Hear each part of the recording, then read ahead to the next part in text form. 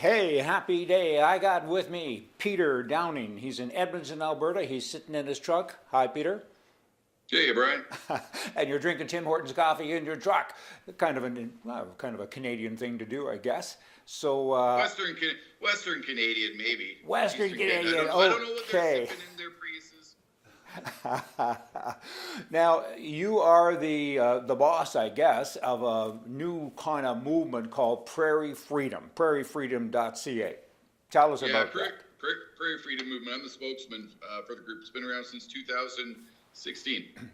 Yeah. And what's the concept? What's it about? I mean, the name kind of says it, Prairie Freedom. I mean, you Yeah. want to be free from. And by the way, you can also tell me what happened to British Columbia because they have mountains and stuff, so they're not really prairies, so they're not part of it, I guess. So Prairie Freedom, what does it consist of? Firstly, two provinces, one province, what? Three provinces: Alberta, Saskatchewan, Manitoba. So Okay. if we look at the situation politically, and we all know it, is that the West has been getting ripped off to bribe the East for a really, really long time. Yeah. Is that we've got a whole culture in the West of hardworking, decent people who don't want to take other people's stuff. And you almost have the opposite in the East. People who are not willing to work, who are willing to speak down to us and take our money to fund their social programs that we don't see anything back from.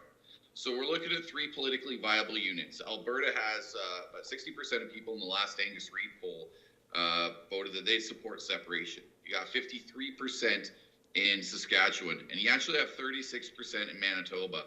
And there's actually a lot of other reasons, a lot of other good reasons why a lot of Manitobans recognize that they'd be better on their own or as part of a united Prairie Federation.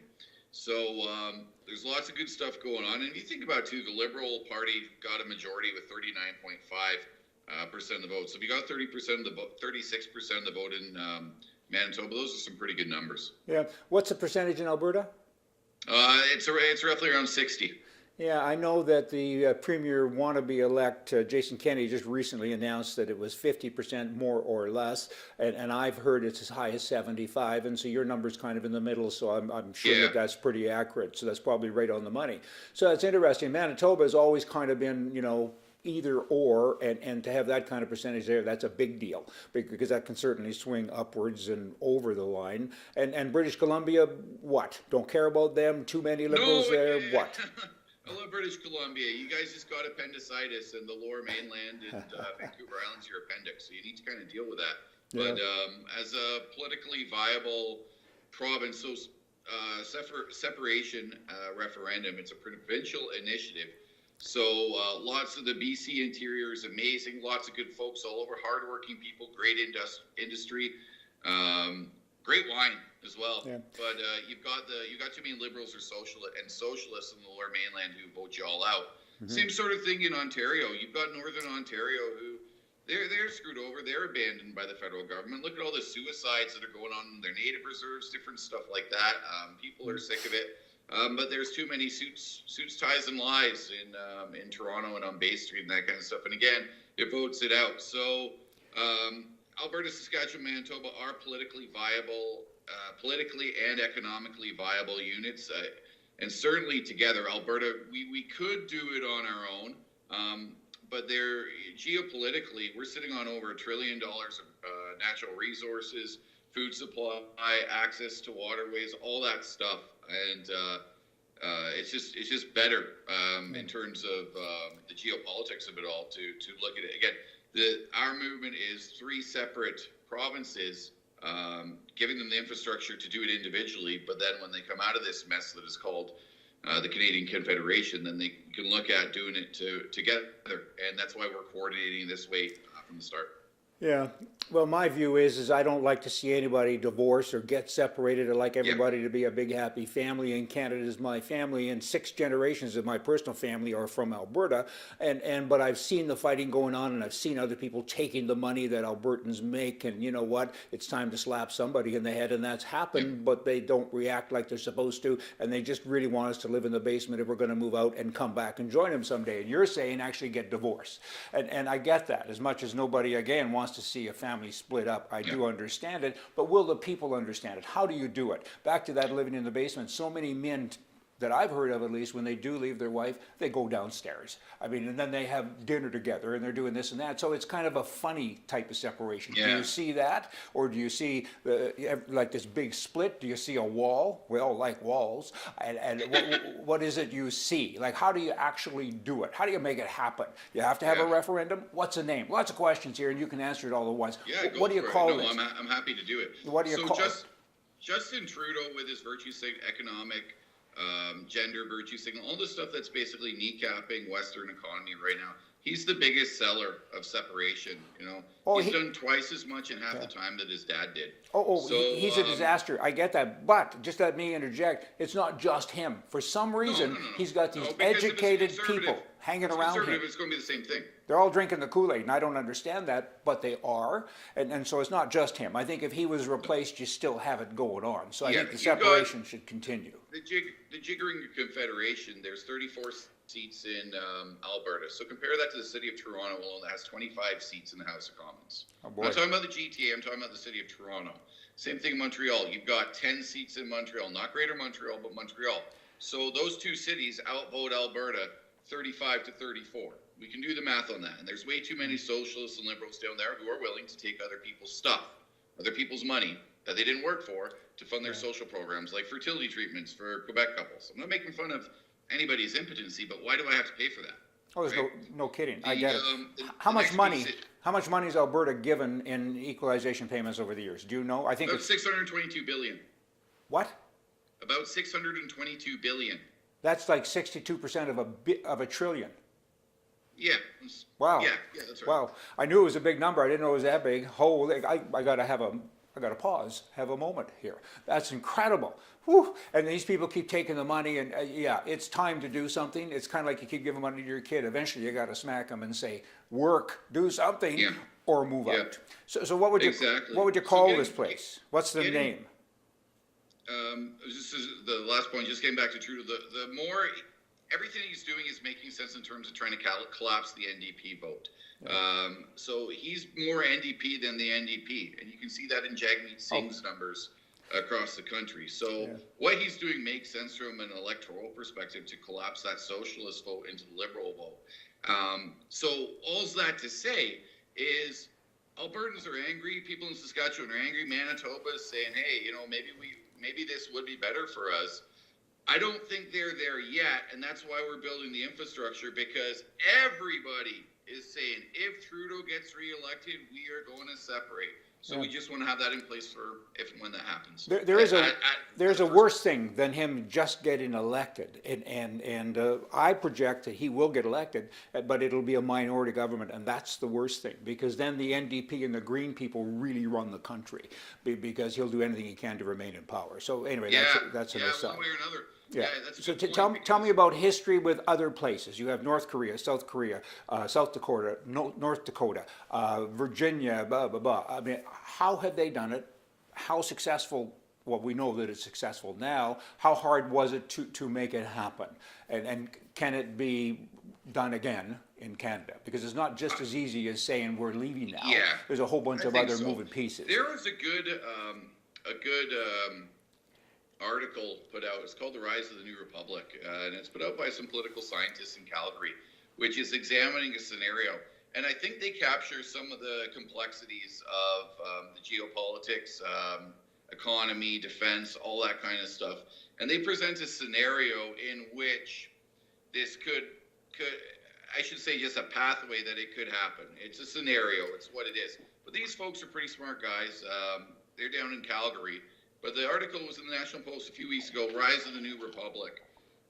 And it gets into that in a little bit more detail. Yeah. So I look at it like it's a fight. We've got the Clarity Act, says, it came out of the Quebec referendum in the 1990s, the Supreme Court decision, and then the legislation the Parliament passed. So basically said, these are the conditions by which a province can lawfully secede from Canada.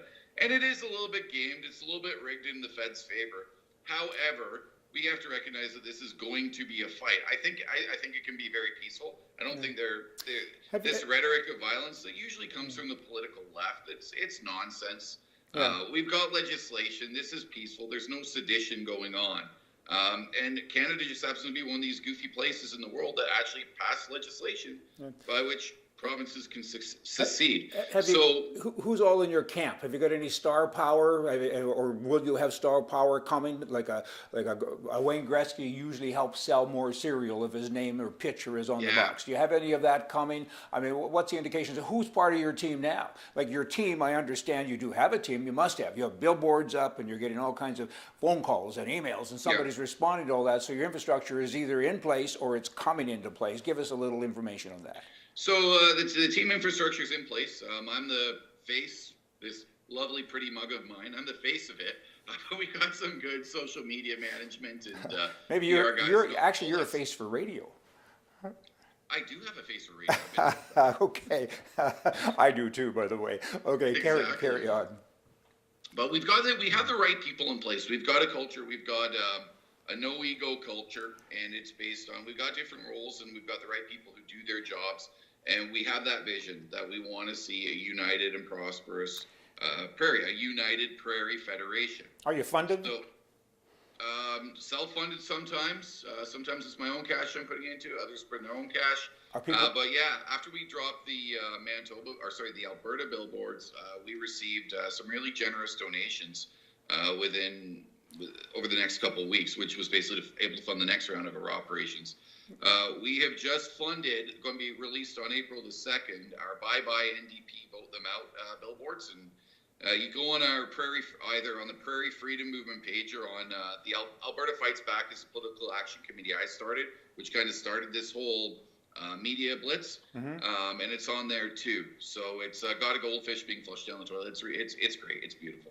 Yeah. And it's going to be all over the place on digital billboards that everybody gets to see up until Election Day. So people can give you money. They can go to the website, prairiefreedom.ca, and you have all the PayPals and the Visas and everything there, and they can give you money. Yeah, we've got our donations are set up there. Everything's there. And you can email. My email is peterdowning@prairiefreedom.ca if anybody wants to write, ask questions, anything like that. Yeah. I try to get on the phone with as many people as I can.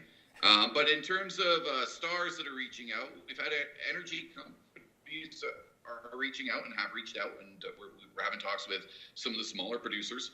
And we do have some seasoned political veterans who have a name in the Prairies who have reached out as well. And I think, politicians being politicians, they're just getting their feel. They're not necessarily the biggest risk takers in the world. They want to make sure that everything, People like to get behind something that's winning. I always think of the two. Yeah. I was in a shopping mall one time in Vancouver years ago. It's an interesting story.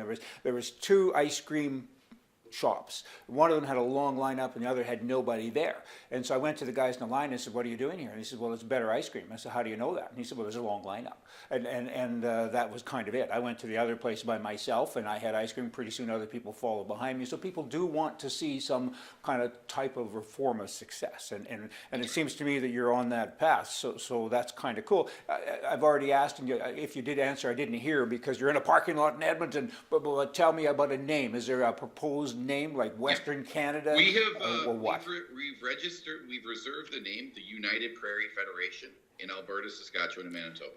Okay, wouldn't just be Canada West, like West Virginia, West Canada? It's going to be a little more complicated. Call it the same name. Call it the United Prairie Federation of Western Canada, whatever you want to call it. And I think people can decide at that time. Okay. Our identity. I mean, we're Western Canadian. And I think that's a really defined culture. We're not American. We're not, we love our own provinces, but I think it's a little bit goofy if I'm in Lloydminster and I'm saying to the guy across the street, "You're from a different country." That's a little bit weird. So we're Western Canadian. I think that fits, and it fits well. And it works. It describes me well, I think. Yeah. And well, tell me something. Right now we're just doing the unglamorous work of collecting all the signatures required to get the parties registered. Now, you can do it a few different ways in Alberta. You can get 3 MLAs to decide we're a new party. You can sitting MLAs. You can run 44 candidates, MLA candidates in the general election, or you can go and you can get 7,868 signatures. So even though it may be quicker to, just goofily run a bunch of paper candidates or a bunch of unseasoned people who maybe are going to, not necessarily going to represent the movement too well, is we're going to do the hard work, get the signatures, form the basis of the party of memberships, donors, volunteers. Have you spoken to the premier? Have you spoken to any premier in any province? Have you spoken to Jason Kenney, a wannabe premier, or people like that? I've spoken to Jason Kenney once or twice at different events, but no, he's reacted to the press releases and all the media attention about us. He says, you know, the plan is we need to get Justin Trudeau out, not break the country apart. And I'm like, okay, hold on a second. Sure. Is that your plan as premier, to be the premier, is for voters in Quebec, in Ontario, and BC to vote for your federal cousins? Yeah, yeah. It sounds like a plan to me. Yeah, can I be the president of Western Canada, please? Yes. Good. Yes, you can. Good. I want to be. Mr. President. Yeah, all I need is about 10 days, and I'll just put in all the get rid of a whole bunch of the stuff that people have become accustomed to, all the stupidity and the graft and the corruption, and we'll put in some normal rules, and normal's pretty easy to get to, I want big opportunities, small government, small taxes, and freedom. That's it. I don't know that anything else really matters. All those other things kind of fill in behind it, and get rid of all these thieves and fools that presently lead us. I'm on your side, so you may not have noticed. So I'm going to donate $1,000 today to your thing. I'll get on there right away, and I'll give you more as time goes on, because it needs to be done. I mean, again, I hate to see anybody lose their family. You shouldn't break up a family, but every day, I'm repeating now, but every day somebody in my family leans over and hits me with a 2x6, and now and again when they want me to smile, they only hit me with a 2x4, but they're still hitting me, and God bless you, because it needs to be done. Too. It's been so many years. I am so tired of it. I mean, now the Quebec government is saying, we're going to put more money in that SL, Laven or Lavin or whatever they are, and buy them. Well, hold it. That money comes from Alberta. You should ask Albertans if they want to buy it. I'm getting revved up now. I better come out and sit in your truck. Yeah. Only one coffee you have, or two? Just one right now. I'll go get round two. Okay, well, we're in different provinces too. So I look forward to meeting you in person someday, and I want you back on the show. Would kind of like to have a little bit of a stat talk one day. This is, we put up the billboards, and so many people looked at it, and so many people say they hate us, and so many people say they love us. We're having a love fest with this group and that group. As you kind of mature a little bit, we'd like to keep up with that growth and share it with people. And if by some miracle of God, we get this big bolt of lightning and we get a new leader in there who can actually act like a conservative thinker. That's right. I haven't met one of them yet. I'll be the happiest guy in the world to help move the furniture back in the house. Amen. See ya. God bless you. Take care. Bye-bye.